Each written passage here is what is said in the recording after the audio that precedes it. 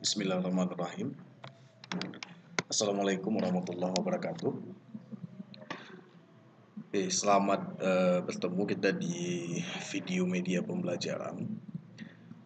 Video ini saya khususkan untuk mahasiswa saya di program studi Teknologi Informasi Fakultas Saintek UIN Araniri Banda Aceh, yang pada semester 3 ini sedang mengambil mata kuliah Sistem Web dan Mobile, yang mana nanti di dalam semester ini kita nanti akan mencoba mempelajari bagaimana teknologi-teknologi yang ada pada aplikasi website dan juga pada aplikasi mobile. Nah, untuk menuju ke hal artinya untuk bisa mengembangkan suatu aplikasi, tentunya kita harus memahami dulu kira-kira teknologi-teknologi apa saja yang ada untuk kita membangun aplikasi pada website, aplikasi website dan juga aplikasi pada perangkat mobile. Di pertemuan-pertemuan pertama kita fokus kepada bagaimana atau bahasa pemrograman ya apa saja yang digunakan untuk kita membangun aplikasi pada web dan juga nantinya pada mobile. Nah, di materi ini saya akan mencoba mendemokan atau menjelaskan pemahaman tentang bagaimana teknologi HTML, bahasa pemrograman HTML dan CSS untuk kita membangun aplikasi website. Materi ini adalah sebagai rujukan atau sebagai panduan bagi para mahasiswa atas modul yang telah saya serahkan sebelumnya, yang memang modul tersebut perlu dipelajari dan dipahami sebagai dasar teori dalam kita memahami bahasa pemrograman HTML dan CSS. Baik, langsung saja pada video ini saya tidak menjelaskan terlalu detail karena detailnya itu ada di modul yang sudah saya serahkan. Baik, saya coba fokus di bagaimana cara penerapan dari bahasa HTML dan CSS untuk kita membangun aplikasi website. Sekilas, sebagaimana kita pahami bersama, website itu adalah sebuah aplikasi yang memang untuk mengaksesnya kadang kita memerlukan internet kalau kita sudah mengonlinekannya. Ada juga yang memang bisa kita akses melalui offline dengan kita membangun web server di komputer lokal atau yang tidak terkoneksi dengan internet. Dalam teknologi website kita mengenal dua istilah, yaitu server dengan client. Server itu sebagai penyedia dan client itu adalah sebagai pengguna. Jadi cara kerja website sih seperti yang digambarkan ini adalah klien melakukan request kepada server, kemudian server memberikan respon berdasarkan request yang diberikan oleh klien. Letak database di mana? Database itu letaknya adalah di bagian server. Seperti nampak di sini pada aplikasi website di bagian klien itu ada kita mengenal yang namanya beberapa bahasa pemrograman, yaitu ada CSS, HTML, JavaScript. Itu adalah bahasa pemrograman di sisi klien. Sedangkan di sisi server itu ada beberapa bahasa pemrograman, contohnya seperti PHP, Python dan lain-lain sebagainya. Nah, ini adalah cara kerja dari aplikasi website. Anatomi website ini ibaratnya adalah hubungan antara ketiga bahasa pemrograman yang di sisi klien. Ada tadi HTML, ada CSS, kemudian ada JavaScript. Membedakan ketiga bahasa pemrograman ini lebih mudahnya kalau HTML itu adalah kerangka dalam kita membangun sebuah website. Artinya kalau kita menggambarkan seorang manusia itu dia hanya berupa kerangkanya saja, artinya hanya berupa tulang, belum artinya sudah membentuk tubuhnya. Itu anatomi dari bahasa HTML. Nah, kalau misalnya kita membangun website dengan menggunakan HTML itu tidak akan menampak indah atau istilahnya tidak akan menarik karena hanya berupa kerangkanya saja. Dan itu tidak akan membuat tampilan yang lebih menarik. Nah, bagaimana untuk membuat tampilannya lebih menarik agar orang suka kepada aplikasi kita atau membuat aplikasi kita lebih menarik, itu digunakanlah bahasa CSS. Jadi CSS itu untuk mempercantik atau memperindah tampilan dari website kita, sehingga aplikasi kita itu akan lebih menarik dan misalnya akan lebih gimana ya caranya. Kalau kita manusia, kalau kita misalnya hanya nampak tengkorak saja itu tidak akan bagus, tidak akan menarik. Makanya menarik dipoleslah dengan bahasa CSS. Jadi itu. Sedangkan JavaScript adalah itu kalau saya bilang itu untuk mempercantik dan menjadikan website itu lebih dinamis dan interaktif. Artinya tanpa JavaScript sebenarnya kita sudah bisa membangun sebuah website. Tapi kalau misalnya kita mau menambahkan fungsi lain daripada website, misalnya menggerakkan tangan, menggerakkan misalnya website itu bisa berinteraksi lebih, misalnya kita klik ini akan muncul itu dan lain-lain sebagainya. Itu digunakanlah yang namanya bahasa pemrograman JavaScript. Jadi ini sekilas bagaimana website itu misalnya dengan adanya website ini yang dicontohkan ini adalah bahasa yang di sisi klien. Ada HTML, CS sebagai kerangka, CSS untuk mempercantik atau memperindah tampilan website. Kemudian JavaScript memberikan fitur tambahan sehingga website kita itu lebih dinamis dan interaktif, lebih hidup lah kalau sudah menerapkan yang namanya JavaScript. Oke, ini hanya sekilas saja untuk mengetahui bagaimana pemahaman dari teknologi HTML dan CSS pada aplikasi website. Selanjutnya, saya akan mencoba mendemokan isi modul yang sudah saya serahkan sebelumnya. Ada 2 modul yang saya serahkan kepada para mahasiswa, yaitu modul pertama yaitu tentang materi pembelajaran mengenal HTML dan juga CSS. Di situ sudah saya jelaskan step by stepnya, langkah per langkah bagaimana sebenarnya membangun website. Saya tidak mempraktekkan bagaimana membangun website sesuai modul ini, karena kalau semua lengkap detailnya itu sudah ada di modul, kalian tinggal mempraktekkan saja.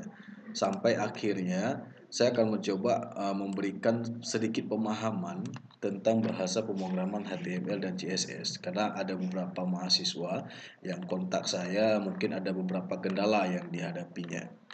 Oke, hasil akhir dari 2 modul ini adalah mungkin bisa dilihat tampilannya seperti ini.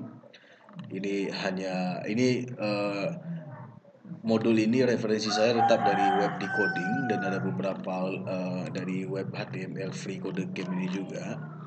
Ini adalah hasil akhir dari modul yang sudah diselesaikan oleh mahasiswa. Bisa membangun sebuah website yang tampilan website yang menerapkan HTML dan CSS. Ini belum ada JavaScript-nya. Ini baru ada cuma CSS dan HTML. Artinya website ini ada menu, kemudian ada katakanlah ini adalah bagian header, ini bagian menu, dan ini bagian konten yang berbentuk cards yang dibungkus dengan card seperti ini sehingga tampilannya lebih menarik. Ini dibuatnya menggunakan CSS. Jadi kalau ada tampilan yang misalnya ada warna kayak gini, kemudian ada bisa berwarna headernya, ini CSS. Sedangkan misalnya ada bisa dibuat card seperti ini, bisa dipilah-pilahkan, ini CSS semuanya. Begitu juga di bagian footer. Ini bagian konten, ini bagian footer. Bagian footer ini adalah juga dibangun kita memperindah tampilannya dengan menggunakan CSS. Sedangkan ini logo juga sama, ini logo. Nah, ini kalau misalnya kita mau melihat dengan tampilan responsif atau misalnya pada perangkat mobile, caranya kita bisa dengan klik kanan. Ini saya kebetulan menggunakan Google Chrome. Kalau menggunakan browser lain, saya pikir tidak ada perbedaan. Klik kanan itu di bagian inspect, maka akan tampil seperti ini. Ini kita mau melihat tampilan pada aplikasi mobile atau pada perangkat mobile. Kita bisa klik ini, toggle device toolbar, klik aja ini, maka akan muncul seperti ini. Ini kalau kita buka dengan menggunakan iPhone 5. Kita bisa mengganti, ini ukurannya 320 kali 568. Kalau kita mengganti dengan misalnya dengan BlackBerry Flybox, dia tampilannya akan beda lagi. Itu ukurannya adalah 600 kali 1024 pixel. Nah, ini tampilannya sudah responsif berdasarkan modul yang sudah kita selesaikan. Kita bisa lihat pada misalnya pada LG, kemudian ada pada Samsung Galaxy Note 2 dan lain-lain sebagainya. Kita bisa memilih pilihan di sini pada iPad misalnya yang seperti ini. Ini adalah contoh tampilan website yang membuat tampilan website yang responsif. Jadi ini kita kalau mau balik lagi tinggal tekan ini aja. Ini balik lagi ke tampilan yang website di bagian desktop. Balik lagi bagian ini semuanya. Oke, ini bagi yang belum paham kira-kira bagaimana sih melihat tampilan responsif website pada perangkat mobile dengan menggunakan uh, browser Google Chrome. Saya ulang sekali lagi, tinggal klik kanan kemudian inspect ini, maka akan muncul seperti ini. Oke, nah kemudian saya akan coba memperlihatkan sedikit kodenya, kira-kira bagaimana memahami kode dari HTML dan CSS ini. Sebenarnya untuk membuka menjalankan kode ini, kita cukup menyimpannya dalam format filenya adalah HTML. Ini seperti ini. Ini HTML, index.html. Kita menyimpannya bisa di mana saja. Seperti contoh ini saya menyimpannya adalah di partisi C di folder video. Silahkan saja. Jadi dia tidak mesti harus simpan di C, di D, nggak ada masalah. Karena kita belum kita hanya berbicara kepada bahasa klien. Nah, seperti ini saya menyimpan di folder video, kemudian saya buat sebuah folder namanya web dasar. Nah, disinilah saya menyimpannya. Jadi tinggal saya klik aja seperti ini, maka akan muncul seperti ini. Akan muncul, berarti saya mengaksesnya dari ini. Atau bisa, kalau misalnya ini kalian bisa mengopennya dari browser juga bisa. Jadi ini. Coba kita lihat source kodenya. Source kodenya itu terdiri dari dua. Yang pertama adalah index HTML. Index HTML ini adalah bahasa HTML semuanya. Dan ini bahasa HTML semuanya yang memang diawali dengan HTML kemudian tutupnya sampai ke bawah. Di sini teks HTML ini sebenarnya mudah saja memahaminya. Artinya kalau ada misalnya tag buka berarti harus ada tutup. Seperti ini head, berarti head ini adalah ini di bagian atasnya. Jadi kalau kita memanggil nanti ada JavaScript, kemudian ada CSS, script CSS semua kita memanggilnya di sini. Coba kita lihat, ini adalah pemanggilan script CSS. Script CSS yang kita simpan di dalam folder asset. Asset style CSS. Ini adalah script CSS. Yang kalau kita buka script CSS-nya, dia bentuknya seperti ini. Ini udah ada, ini source kodenya sudah ada di modul semuanya. Jadi bagaimana cara menghubungkan antara CSS dengan bahasa HTML? Cara pemanggilannya cukup seperti ini saja. Jadi kalau kita buka folder, dia diletakkannya dalam satu folder. Ini bahasa HTML. Di sini kita letakkan bahasa CSS-nya, asset, kemudian style. Inilah bahasa CSS-nya. Ini CSS.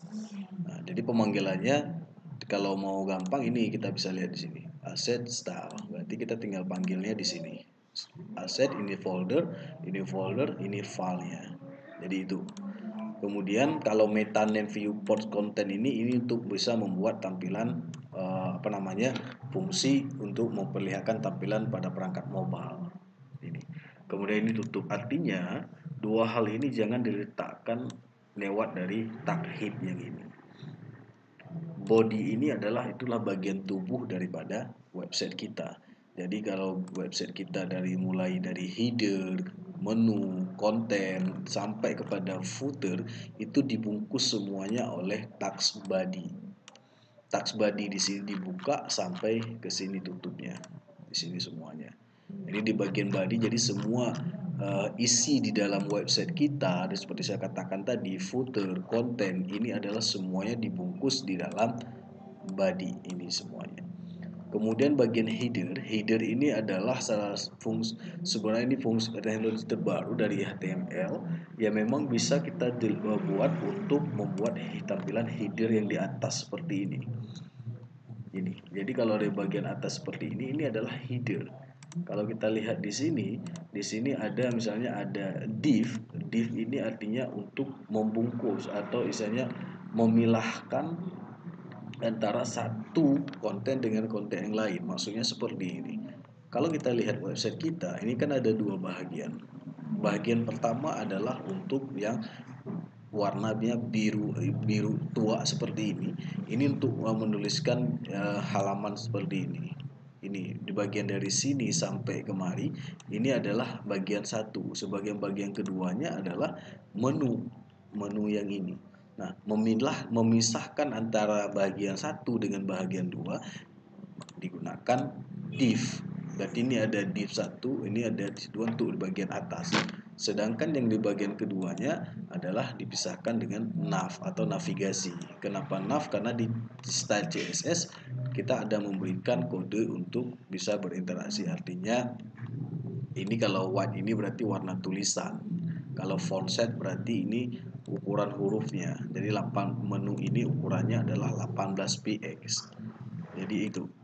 Jadi ini dipisahkan. Jadi ini untuk menu, tetapi semuanya berada di dalam bagian header. Artinya kalau itu kita hapus, saya coba del, maka di sini nggak ada lagi itunya yang di atasnya. Oke. Nah itu.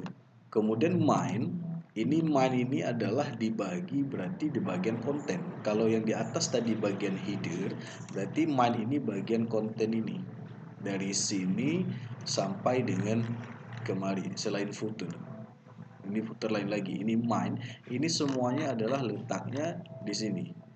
Di dalam teks main di sini.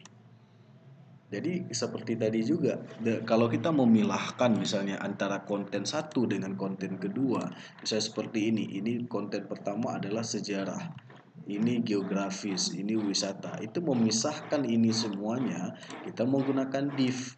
Div 1 berarti konten.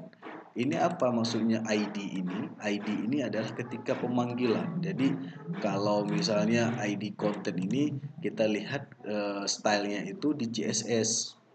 Jadi style konten di mana? Jadi untuk mengatur misalnya tampilan di konten itu berarti kodenya di sini. Float, left, width, ukurannya itu 75%, artinya tidak 100%. Kalau 100% kan dia langsung penuh dia. Jadi untuk mengatur ini semua, div konten ini maksudnya konten ini adalah kelas atau ini yang ada di dalam CSS ini semuanya. Kemudian ini lagi ada artikel ID sejarah. Sejarah ini apa maksudnya? Sejarah ini adalah kita memanggil menu yang ada di dalam ketika diklik sejarah ini. Artinya sejarah ini ketika kita klik, coba saya reload, belum saya save. Oke, udah. Artinya ini ID sejarah ini ketika menu sejarah ini diklik dia akan menuju kemari seperti ini. Saya klik geografis, langsung akan menuju ke geografis. Saya klik wisata, akan menuju ke wisata. Saya klik sejarah, akan menuju ke sejarah. Nah, itu artinya pemilihan menu. Artinya ketika kita klik sejarah, maka yang dipanggil adalah sejarah ini. Pemanggilannya dengan menggunakan tanda pagar ini. Jadi sejarah berarti yang dipanggil adalah konten ini, artikel yang ini. Kalau misalnya diklik geografis yang ini berarti dia menuju ID geografis ke sini, berarti memanggil artikel dari ini kemari geografis. Jadi demikian. Jadi kalau buat wisata juga sama, dia akan memanggil yang artikel wisata yang dari sini sampai kemari ini. Kemudian untuk memilahkan ini yang membuat saya katakan tadi, untuk membuat card ada misalnya ada card 1 ini yang bisa dipisahkan dengan warna, misalnya kayak card seperti ini. Card ini seperti kotak yang membungkus satu konten gitu.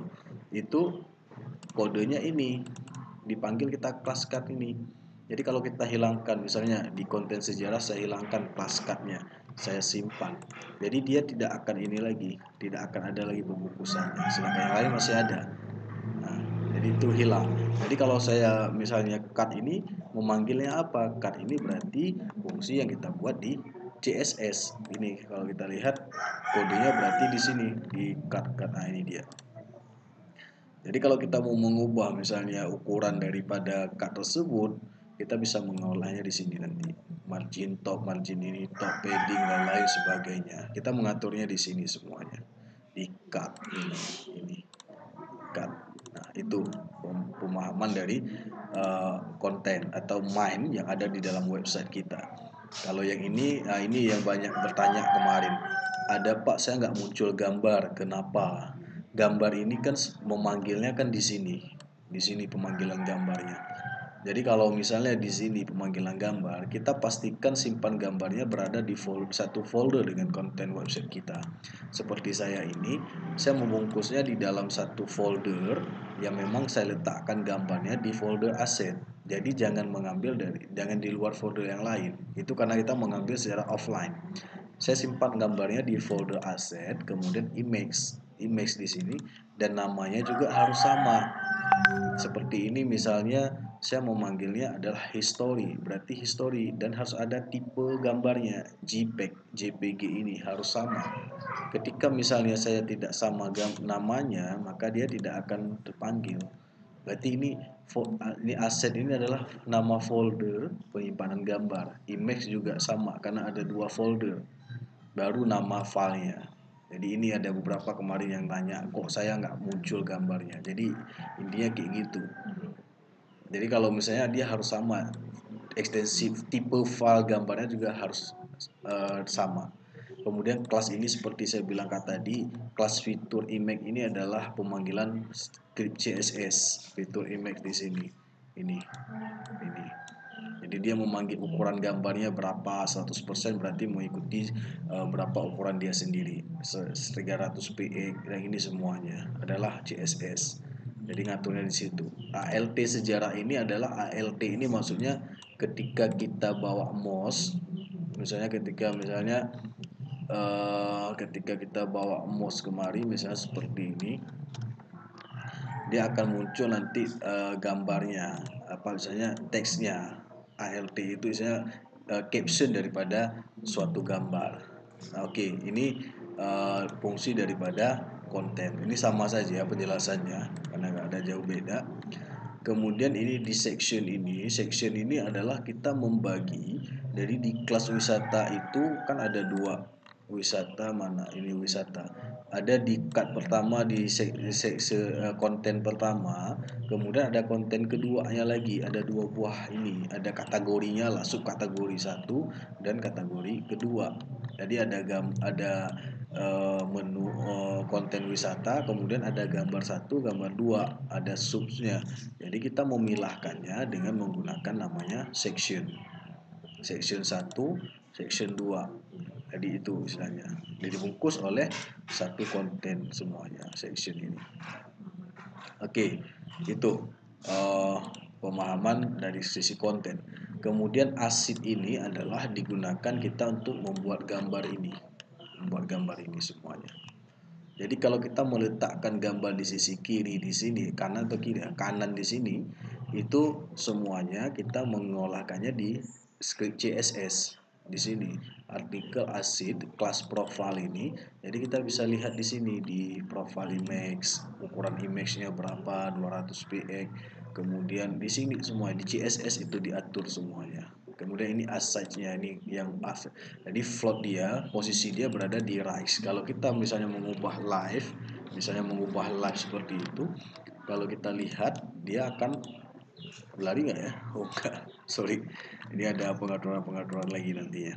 Oke, jadi ini hanya posisi dari gambarnya itu.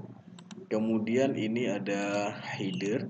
Header ini artinya untuk yang bagian, kalau misalnya ini untuk ini, karena kan kita membungkusnya dalam satu konten sendiri. Jadi header ini berarti untuk yang bagian atasnya.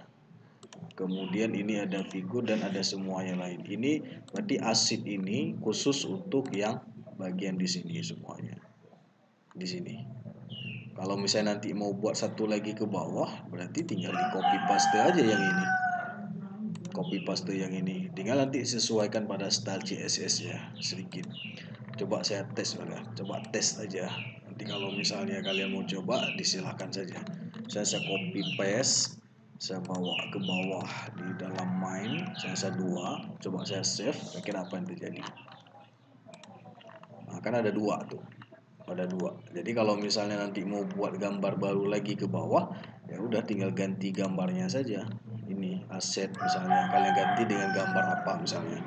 Jadi itu bisa langsung dia turun ke bawah seperti ini. Tapi kalau kita lihat dalam versi mobile, gimana bentuknya? Mobile, oh bisa saja nggak ada masalah. Oke, jadi nggak ada masalah itu caranya, itu penjelasannya. Saya balik lagi. Oke. Kalau yang di bawah bagian penutupnya adalah bagian footer. Jadi footer ini coding untuk yang bagian paling bawah di sini. Ini. Nah, ini kalau misalnya mau ganti bagian footer berarti dia tetap di bawah. Jadi itu mudah mudah sebenarnya untuk memahami bahasa HTML dan CSS ini. Ini dasar sekali dan ini memang menjadi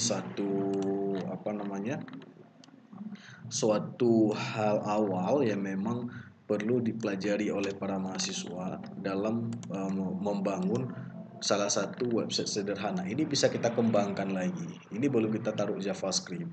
Ini masih HTML dan CSS. Nanti bisa dikembangkan lagi. Oke, ini sekilas mengenai hasil daripada modul yang sudah saya bagikan dari beberapa mahasiswa yang sudah ngirim hasilnya. Jadi itu dijadikan bacaan saja. Jadi penjelasan sudah lengkap semua di dalam modul tersebut.